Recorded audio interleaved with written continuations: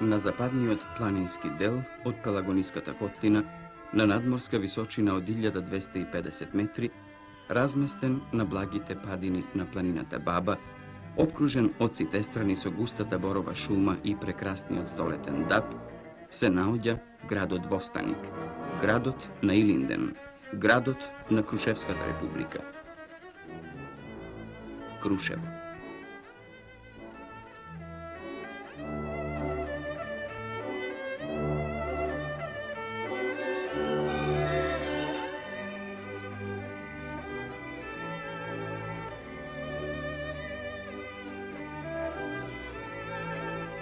Полека, низ кривулестиот пат, што води од Прилеп преку Пелагониската котлина, се доближувавме до градот, што постепено и таинствено ни се откриваше пред нашата камера.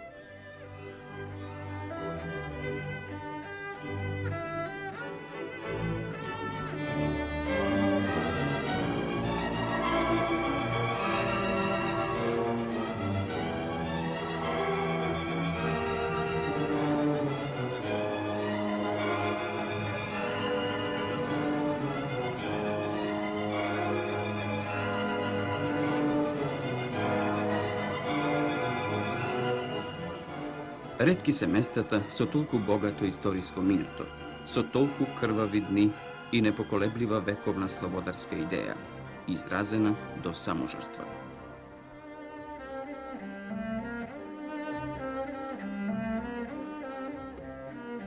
Затоа зборуваат и споменобележијата, поместени скоро на секоја улица, во секој сокак, на секоја куќа во градот.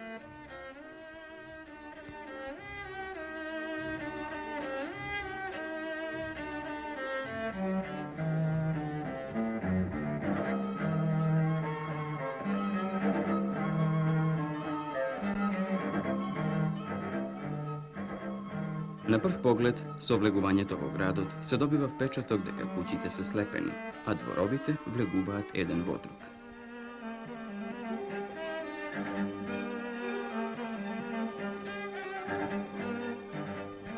Така, куќите, амфитеатрално поредени, бојадисани претежно со бела, сина и отворено жолта боја, како што се забележува, формираат една прекрасна панорама. Секоја куќа овде е приказна за себе. Секоја носи настан од револуционерното минато. Тоа е шаренило на живописни бои и префината стилски компонирана архитектура, во која народниот градител го внел сето свое знаење, чувство и љубов кон градот и народот свој.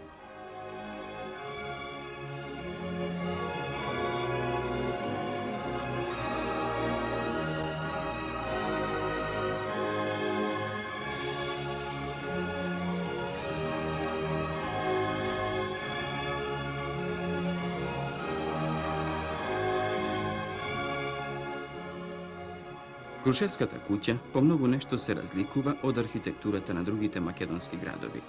Таа се формирала од разните вкусови на печалбарите што го крстосувале Балканот и Европа.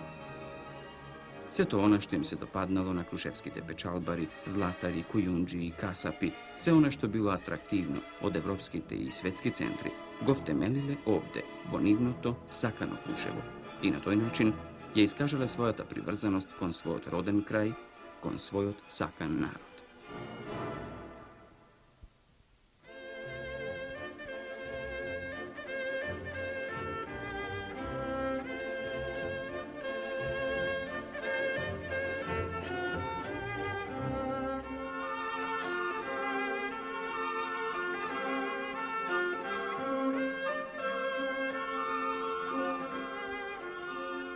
Постарите куќи се на два ката, со покрив од камен, но има и трикатни, што се разбира ги граделе поимотните. Фасадите и живописните бои во минатото, па и денес, не го измениле својот лик и тие идеално се вклопуваат со планинскиот крушевски амбиент. На оваа надморска височина, покрај чистиот воздух, разиграната архитектура, шаренилото на боите и гостопримливоста на луѓето, како да се наоѓаш во градот на соништата.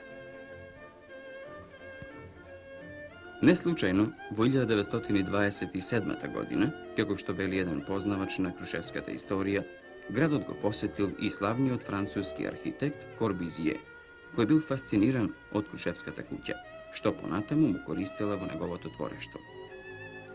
И денес, новоизградените куќи во Крушево се слични по архитектура со куќите од минатото.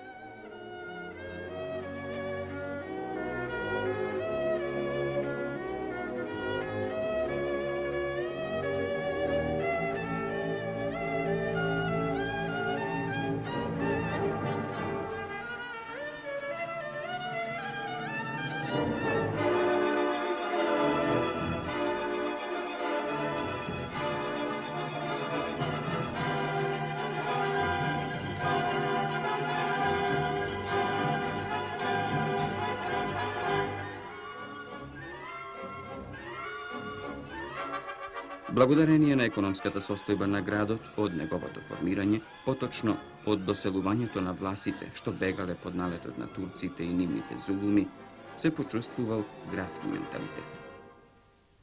Тука, преку печалбарите, бил пренесуван духот на големите балкански и европски метрополи.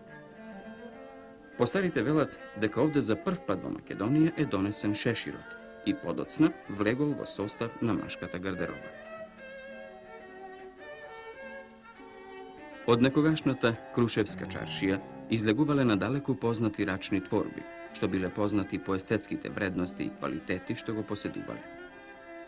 И денес, кога станува збор за истите вредности, не заостануваат многу крушевските јамболии и производите од злато на Крушевската златара.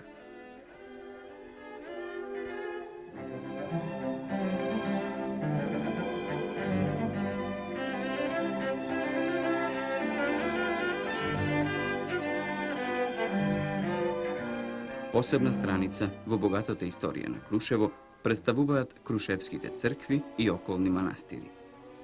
Велат, највеличенствена и ремек дело по својата архитектура, иконописот и резбата, била старата црква Свети Никола, која за време на нападот на градот од турците, во времето на Илинденското востание, била дотемел разурната, а денес на нејзино место се наоѓа денешната Влашка црква. Исто така, далеку не заостанува по наведените квалитети и денешната црква Свети Јован.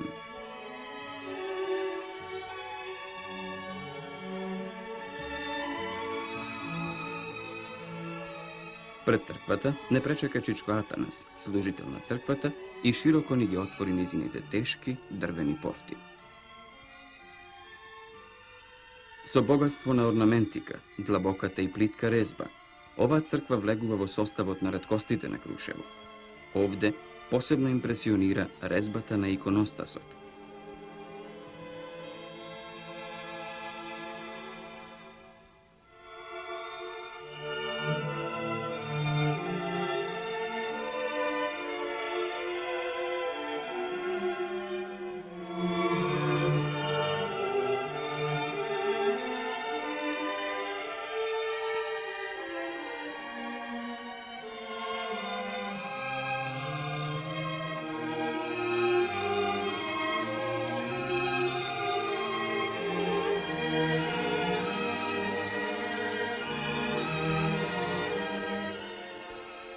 Во долниот дел на црквата, веднаш при влезот, има галерија од конзервирани остатоци од фрески на манастирот Свети Атанас Локвенски, што датираат од 17-тиот век.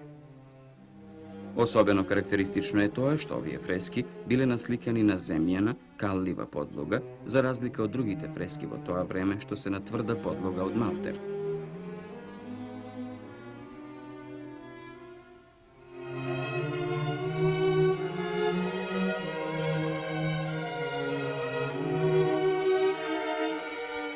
Во горниот дел на црквата на спратот ни беа покажани и старите икони од 19-тиот век, изработени од вредните раце на крушевските зографи.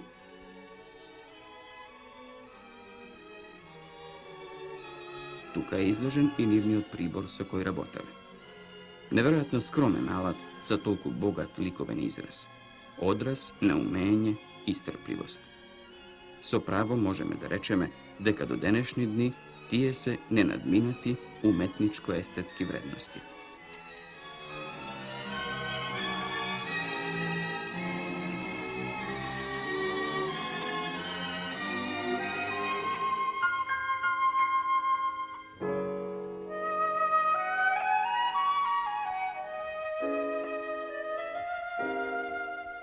Isto така, од ретките крушевски сликовни вредности, овде ја имаме и галеријата со сликите на академскиот сликар, роден во Крушево, Никола Мартиновски, кој е еден од основоположниците на македонското современо сликарство.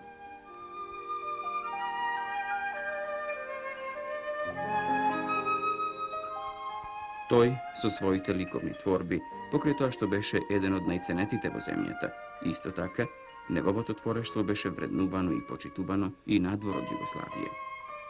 Тој со својата палета и надарената уметничка рака, со едно длабоко импресионистичко чувство, овековечи ликови и настани што ќе останат како трајни сведоци на едно време.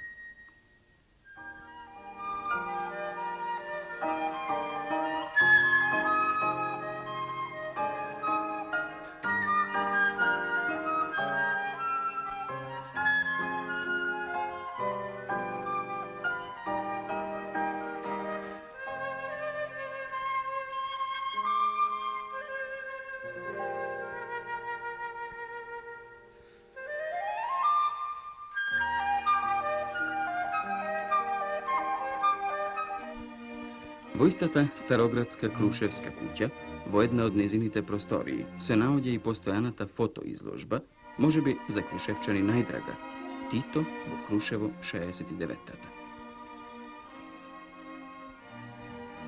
Преку многобројните фотографии прикажана е посетата и престојот на претседателот Тито во Крушево на 3 август 1969 година.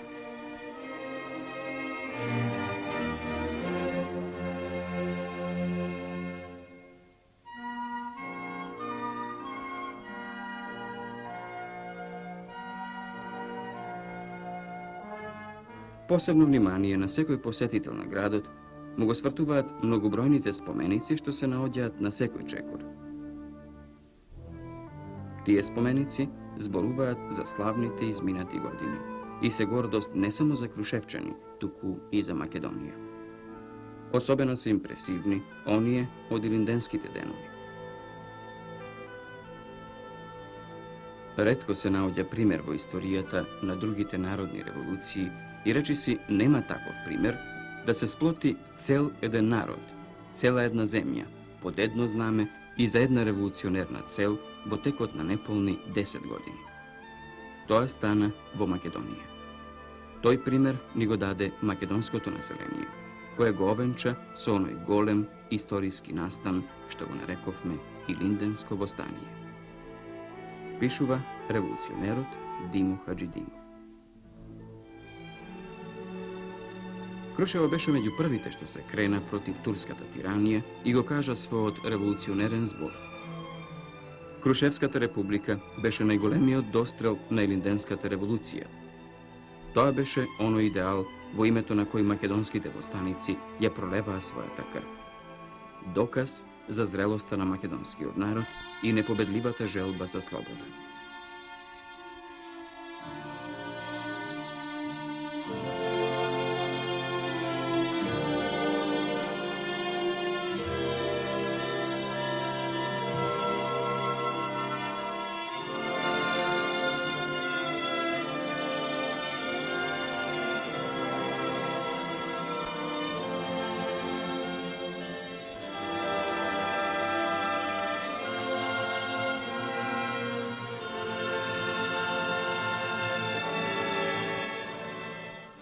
Крушевската република траеше 10 дена.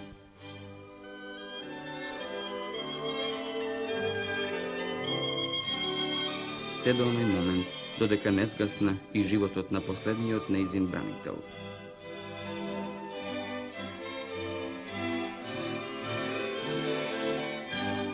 Војводата Питу Гули, кај местноста наречена Мечкин камен. Денес, во таа живописна природа, се наоѓа една камена пирамида, која подсетува на таа последна борба и нејзините бранители на чело со војводата.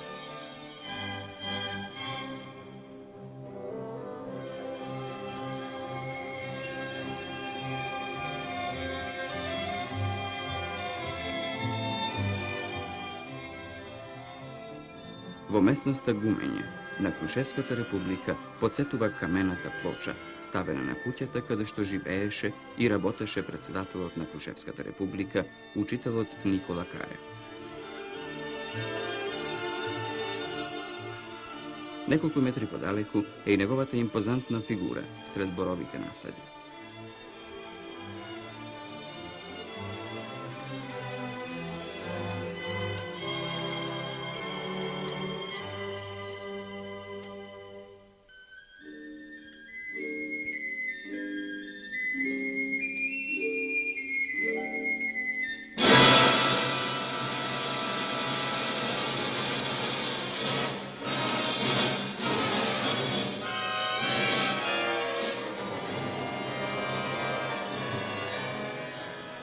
Фигурата Востаник, сместена во местноста Слива, подсетува на бранителите што го заштитуваа градот од налетите на турската војска од другата страна на градот. Начело на востаниците беше војводата Ѓорѓи Стојанов. Затоа, како турската власт гледаше на демократијата и непокорноста во завојуваните области, говорат и следните податоци. По задушувањето на востанието во Крушево и Крушевско беа изгорени 9830 куќи. Масакрирани беа 2129 луѓе. Обесчестени беа 2242 жени, а 57955 жители на Крушево и околијата останаа без покрив над главата. Тој непокор и желба за слобода од времето на Илинденското востание најдобро е прикажан преку монументалниот споменик што се наоѓа во местноста Горно Гумење и ја символизира грандиозноста на востанието со сите компоненти.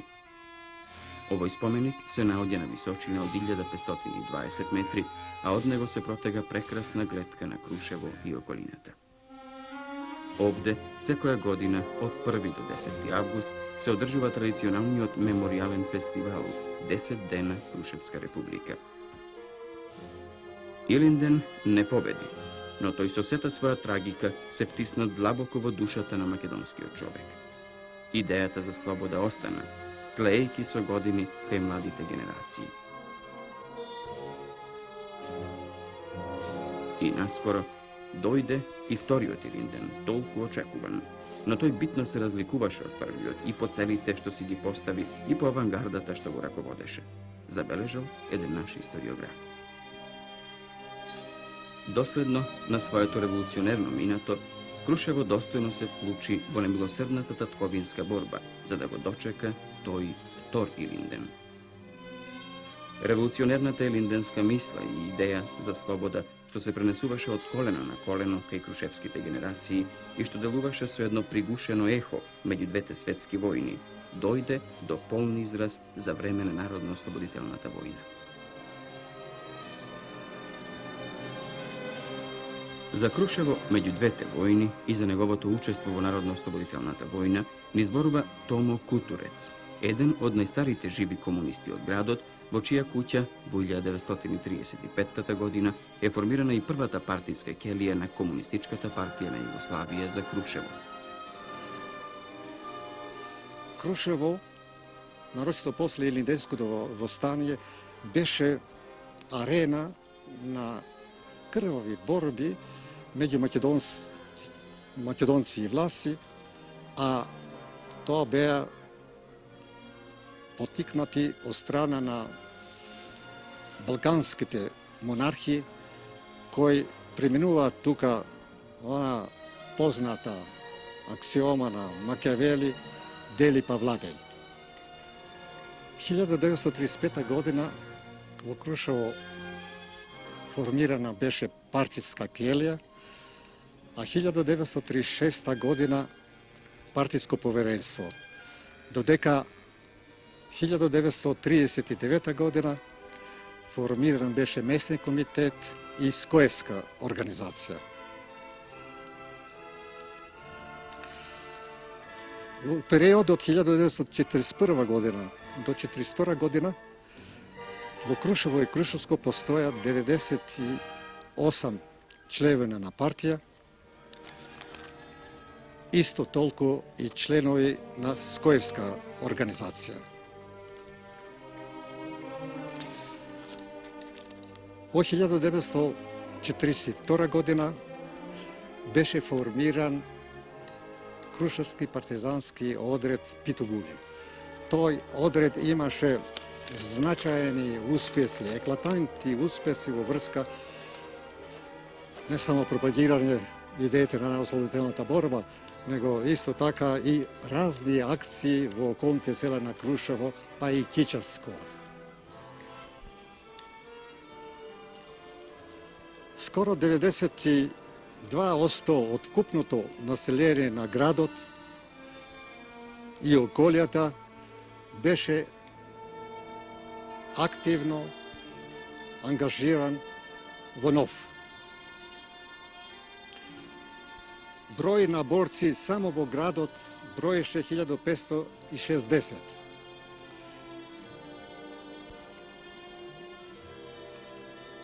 Три првоборци беа прогласени за народни херои на Југославија, 35 се носители на партизанска спомница 1941 година, а 82 положеа своите животи во олтарот на револуцијата и на слободата.